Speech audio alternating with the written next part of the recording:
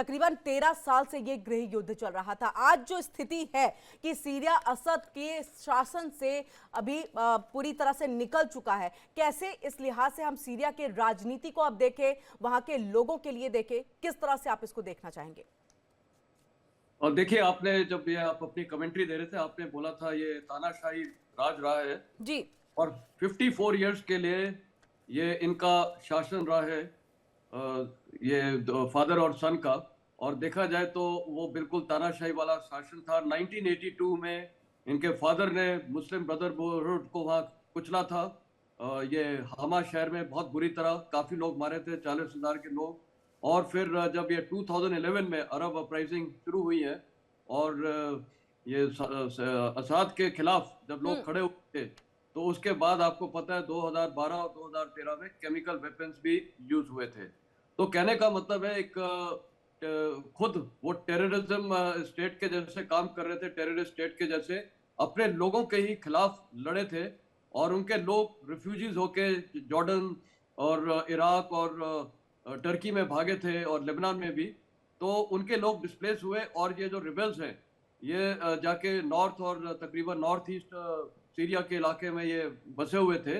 और इनको जाहिर है कि एर्डोगन जो तुर्की के प्रेसिडेंट है और यूनाइटेड स्टेट्स का सपोर्ट रहा है। और हाल ही में ये जो लेट नवंबर में इन्होंने कार्रवाई शुरू की है रिबेल्स ने, मैं तो हैरान हूं कि इतनी जल्दी से जल्दी इन्होंने मतलब कल आज रात को डेमास्कस को भी कैप्चर कर लिया था। और ये मेरे को अफगानिस्तान का याद दिलाता है। वहां पर भी ऐसे ही हुआ था जब अमेरिकन फोर्सेस वहां से निकलने के लिए तैयार थे, तो किस प्रकार तालिबान वापस आया और फटाफट वहां के अफगान नेशनल आर्मी भी गिरती गई। लेकिन यहाँ पर एक बहुत बड़ा फर्क है, मैं अफगानिस्तान का इसलिए बोल रहा हूँ। जब तालिबान ने वहां टेक ओवर किया तो वहां की जनता भाग रही थी, अफगान भाग रहे थे। और यहाँ पर जब रिबेल्स ने टेक ओवर किया है तो चाहे जॉर्डन हो, चाहे टर्की हो, चाहे लेबनान हो, चाहे इराक हो, जितने भी ये बॉर्डरिंग स्टेट से इनके रेफ्यूजीज हैं वो तुरंत आ रहे हैं। और पूरे देश में एक फ्रीडम का माहौल है, आज़ादी का माहौल है, बहुत खुशी है। और असाद के और उसके फादर के जो स्टैचूज हैं उनको किस प्रकार तोड़ा जा रहा है, जलाया जा रहा है, उनके पुतले वगैरह।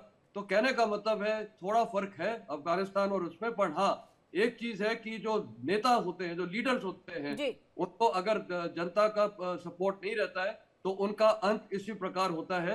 और ये अंत आपने देख लिया क्या अंत हो रहा है जी इनका। बिल्कुल। जो पाकिस्तान, ये बांग्लादेश में भी चीजें नजर आई थी कि जनता ने जैसे ही वहां सपोर्ट खत्म किया, देखिए वहां पर शेख हसीना जो है उनको देश छोड़ना पड़ गया अपना।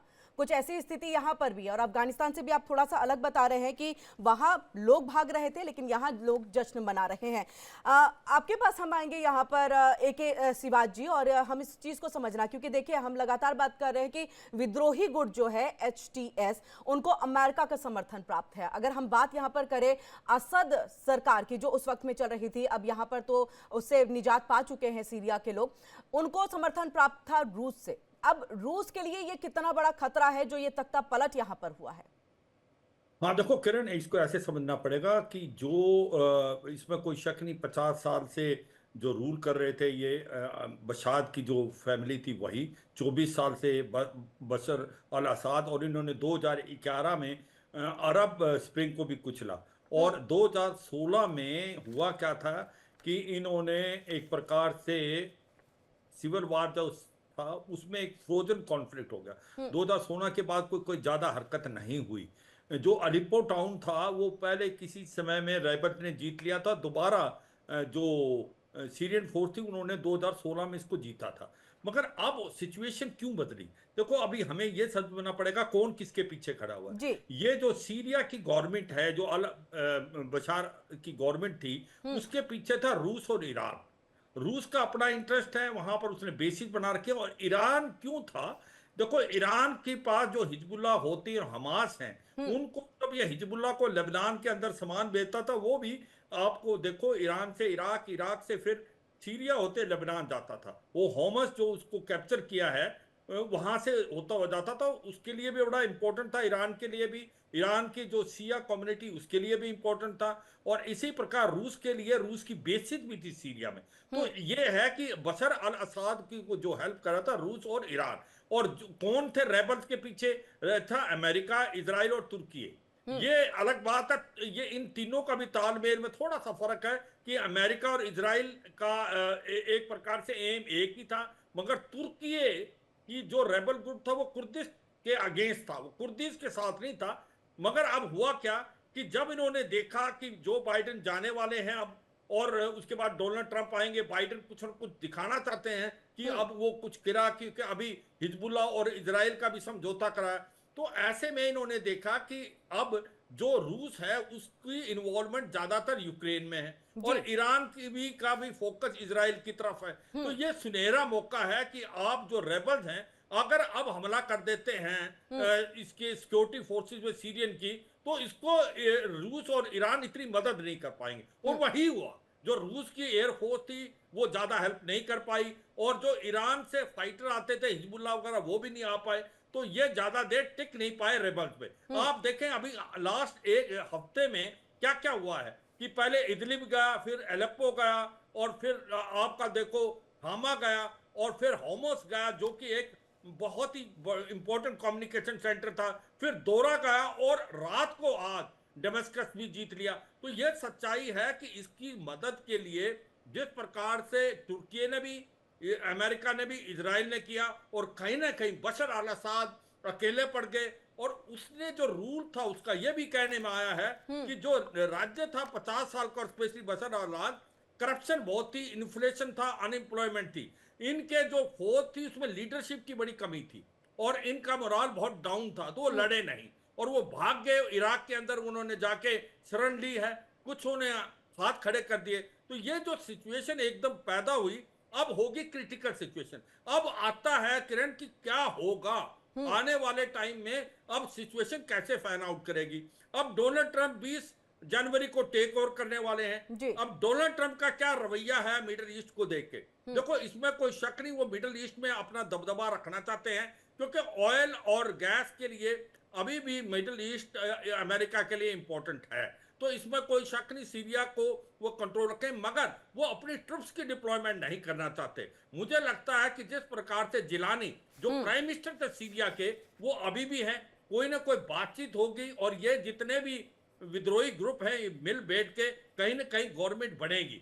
ये याद रखना चाहिए कि ये जो विद्रोही हैं इनमें कुछ अलकायदा और आईएसआईएस के भी, इतना आसान नहीं होगा, ये समझना चाहिए। अब ये सब इकट्ठे थे, क्यों इकट्ठे थे? कि उन्होंने गवर्नमेंट गिरानी थी। अब वो गवर्नमेंट गिर गई और अब नई गवर्नमेंट बनाना है, तो इतना आसान तो नहीं होगा। और तुर्की जो है उसका अपना इंटरेस्ट है, क्योंकि तुर्की नहीं चाहेगा कुर्दी इसके अंदर आए, क्योंकि वो उसके अगेंस्ट है।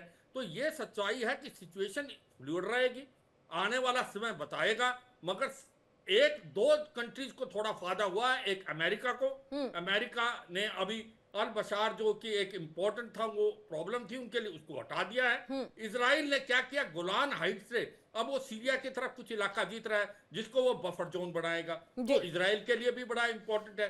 तुर्की तो चाहता था, तुर्की को भी फायदा है। ये सब एक्टर कैरेक्टर का फायदा तो है, मगर अब गवर्नमेंट कैसे बनेगी और कैसे चलेगी, क्या ये आपस में मिल बैठ के कोई ऐसी गवर्नमेंट बनेगी जो कि एक प्रकार से कंसल्टरी गवर्नमेंट हो, डेमोक्रेटिक गवर्नमेंट हो, ये बड़ा इंपॉर्टेंट है। क्या रूस और ईरान बैकफुट पर चले जाएंगे? क्या रूस यहां से निकल जाएगा? बिल्कुल, ये भी एक क्वेश्चन मार्क है, क्योंकि रूस is out, down but not out. So ये भी हमें देखना पड़ेगा। बट ओवरऑल किरण ये समझना पड़ेगा कि लोग वहां के खुश हुए हैं कि बशर अल असद गया है अभी जो सीरिया से, क्योंकि वहां पर बहुत ज्यादा करप्शन और ये को अनएम्प्लॉयमेंट, इन्फ्लेशन और पुअर गवर्नेंस था। तो ये तो सच्चाई है। रेबल्स के साथ जो लोकल भी आए हैं, इसीलिए रेबल इतनी जल्दी हफ्ते 10 दिन में, जैसे अफगानिस्तान में तालिबान ने जीता था, कुछ ऐसी ही।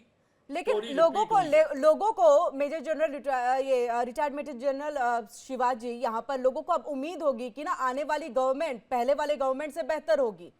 हाँ बिल्कुल बिल्कुल होगी, ये तो सच्चाई है, क्योंकि होप थी, क्योंकि 50 साल से ज्यादा ये एक डिक्टेटरशिप थी जो बशर अल असद की 26 साल और 24 साल और 26 साल इसके फादर की। तो ये सच्चाई है। इन्होंने केमिकल वेपन भी यूज किए अपने उस पर, इसमें कोई शक नहीं। 2012-13 जैसे जनरल साहब बता रहे थे। तो ये सच्चाई है। इनके जाने के बाद लोग खुश हैं, क्योंकि कितने साल तक आप अंडर कमांड रह सकते हैं एक अनडेमोक्रेटिक रूल में। और एक बड़ी इंपॉर्टेंट चीज है, जब आपका अरब स्प्रिंग आया था 2011 में, तो बाकी जगह तो सक्सेसफुल हुआ कुछ, मगर यहां पर बशर असाद ने उसको कुचल दिया और उसको कुचल बहुत दिया। ज्यादा फोर्स जी इस्तेमाल की गई। तो जी ये सच्चाई है कि अब ये देखना पड़ेगा कि आने वाली गवर्नमेंट कैसे बनेगी, स्टेबिलिटी कैसे आएगी, और अमेरिका, तुर्की, इजिप्ट बिल्कुल, इसके बाद क्या ये रोल प्ले करें। स्टेबिलिटी कैसे आएगी, ये अब एक बड़ा सवाल है। और इसका आने वाले, ना केवल सीरिया के अंदर में बल्कि आने जो आसपास के भी कंट्रीज हैं उस पर भी इसका असर पड़ेगा। तो क्या पड़ेगा ये जान लेते हैं। रिटायर्ड जनरल जी, आपसे संजय जी आपके पास हम आएंगे और आपसे कि देखिए, अब तक थे, साथ में थे, यानी कि विद्रोही संगठन, आईएसआईएस, अन्य बाहरी कंट्री का भी समर्थन था, जिस तरह से हमने बताया भी कि अमेरिका का था। लेकिन अब सरकार का गठन कैसे होगा, कैसे सरकार बनेगी, नई सरकार क्या हो सकती है, और आईएसआईएस का अगला कदम क्या होगा, क्योंकि आतंकी संगठन है, इतनी आसानी से तो पीछे हटने में से नहीं है। कहीं ना कहीं वो भी चाहेंगे कि उनका भी राज चले एक छत्र।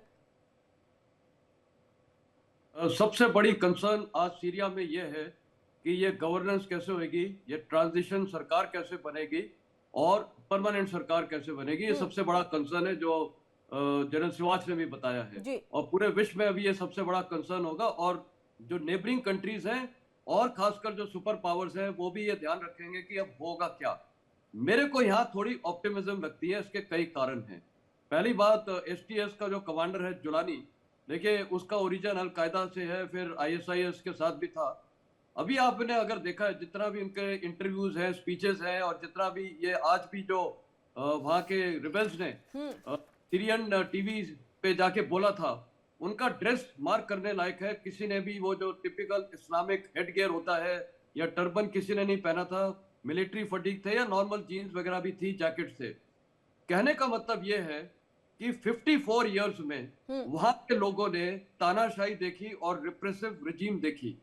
अब ये वाली जो ये कोलिशन ऑफ रेजिस्टेंस फोर्सेस थे, इस पे भी आपने सही बताया कि कोलिशन है ये भी। तो क्या ये, पहली बात तो इनको सबसे बड़ा सबक ये मिला है कि लोगों का जो उन्होंने खुशी देखी है, एक लहर देखी है जो और उन्होंने बोला वी हैव फ्रीड सीरिया, तो वो सब देखते हुए अब इनको भी देखना पड़ेगा कि क्या या तो वो असाद के कदमों में जाएं, और या वो असाद के कदम में मैं बोल रहा हूँ बेसिकली टेररिज्म या अल कायदा और आईएसआईएस ने जो किया है। दूसरी है ये थोड़ा प्रैग्मेटिक और प्रैक्टिकल बने। और उन्होंने तालिबान का भी आज हाल देखा है, तालिबान के अंदर से लोग भागे हैं। और दूसरी बात, पूरे विश्व में किसी ने इनका समर्थन नहीं किया, तो इकोनॉमिक कोलैप्स हो गया है।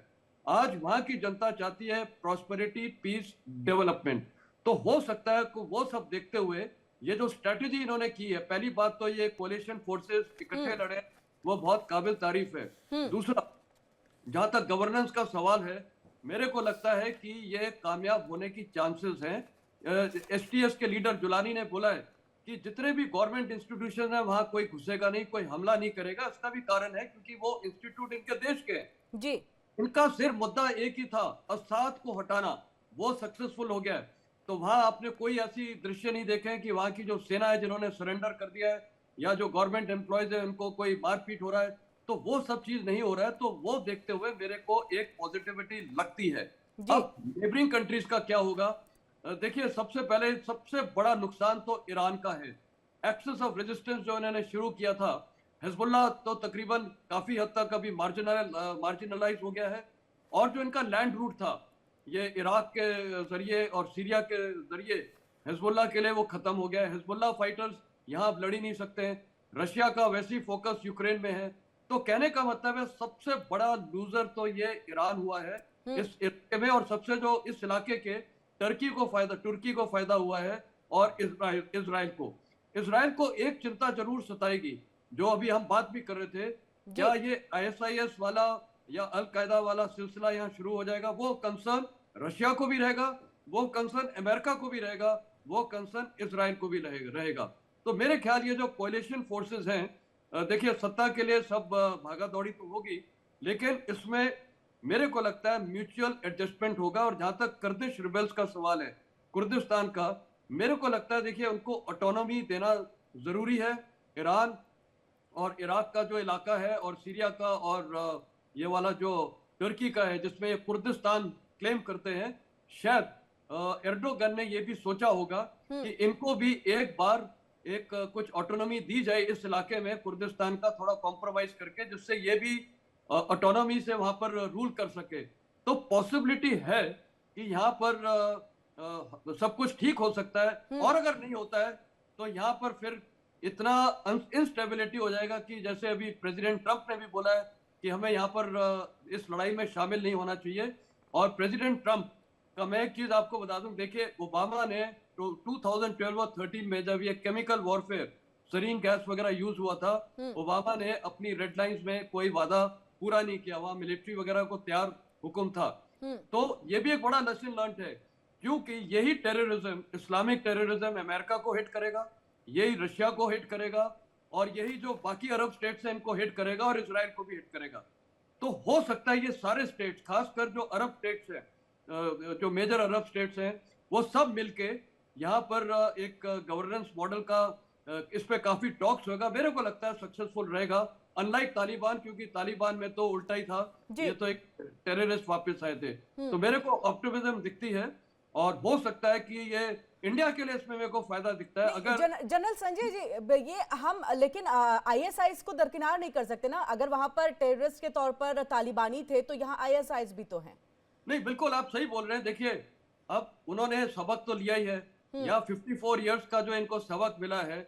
और देखिए लोगों का आपको ध्यान तो रखना पड़ता है, गवर्नमेंट चाहे तालिबान करे जो अफगानिस्तान में है, चाहे आईएसआईएस करे, चाहे ये क्या नाम है, जो भी करे वहां पर गवर्नेंस, सबको देखिए पीस, प्रॉस्पेरिटी, डेवलपमेंट चाहिए। नहीं तो यही लोग इनके भी खिलाफ हो जाएंगे, और इराक में और ये ईरान फिर घुसेंगे ये इनको ट्रेन करने में। कई जो ईरानी जो सीरियन सोल्जर्स हैं वो सरेंडर क्या, उन्होंने आत्मसमर्पण करके इराक की सेना को किया है। तो कहने का मतलब है यहाँ फिर वही शुरू हो जाएगा। आज की वहां जनता है, और ये जो रिबेल्स हैं, अगर इन्होंने जनता का ध्यान रखा, अपना ध्यान नहीं रखा, तो मेरे को लगता है वहां पर अच्छा होगा।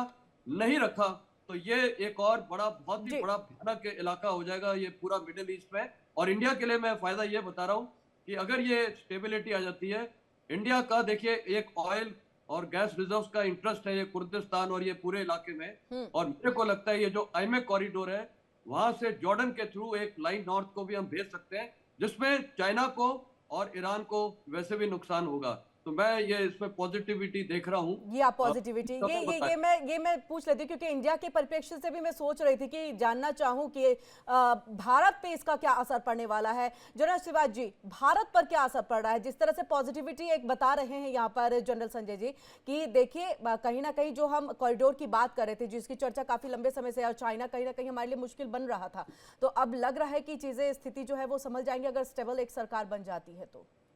हाँ बिल्कुल, देखो किरण, 3-4 चीज़ें देखनी पड़ेंगी। अगर स्टेबिलिटी आती है मिडिल ईस्ट में, वेस्ट एशिया जिसको हम कहते हैं, भारत के लिए पहला फायदा तो ये है कि वहाँ पर हमारा गैस और ऑयल कम से कम 50 से 60% वहाँ से आता है। करीब करीब हमारे 1 करोड़ से ज़्यादा लोग काम करते हैं, उनका जो रेमिटेंस भारत में आता है। और दूसरा बड़ा इंपॉर्टेंट G20 मीटिंग के बाद जो कि बताया गया था कि India middle east Europe economic corridor, वो एक गेम चेंजर होने वाला। तो वो तो अलग बात है कि वो खटास में पड़ गया जब से हमास ने हमला किया इजराइल के ऊपर, जो कि 7 अक्टूबर को। मगर अभी भी उसके अंदर बहुत कुछ होना है और होगा, क्योंकि अगर आप देखें कि जो इंडिया से चलेगा जो ये कॉरिडोर है शिप के द्वारा, ये मिडिल ईस्ट में जाएगा। मिडिल ईस्ट के अंदर आप सऊदी अरेबिया, यूएई, और उसके बाद हाफिया पोस्ट इजराइल का, फिर ये जॉर्डन की तरफ जाएगा। तो ये जो लेबनान, सीरिया है,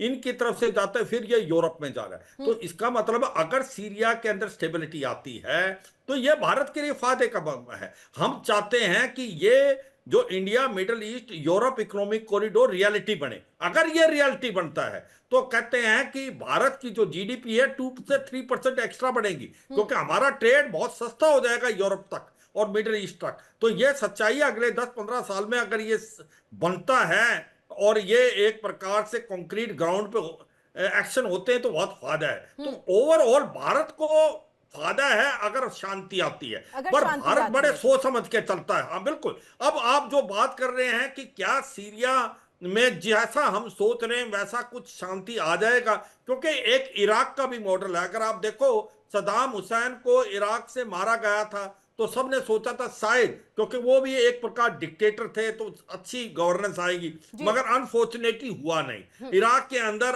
अभी तक इंस्टेबिलिटी का दौर है, तो इसलिए अमेरिका भी चाहता है कि ऐसा ना हो। और मुझे लगता है डोनाल्ड ट्रंप ने बड़े साफ सुथरे शब्दों में कुछ एक बातों का ऐलान किया है। वो नहीं चाहते अननेसेसरी इंटरफेयर करना सीरिया में। वो चाहते हैं कि वहां पर उनको फौज भी ना रखें। वहां चाहते हैं कि एक जो ये मिलके इन्होंने जो विद्रोह किया है, इनके अंदर से कोई ऐसी गवर्नमेंट आए और इसके अंदर मिलिटेंट्स का कोई हाथ ना हो, जैसे अल कायदा, आईएसआईएस का। तो मुझे लगता है इसके अंदर पूरी वर्ल्ड कम्युनिटी मिल रही है। इसके अंदर अमेरिका भी है, तुर्की भी है, इजराइल भी है, सऊदी अरेबिया भी है, यूएई है।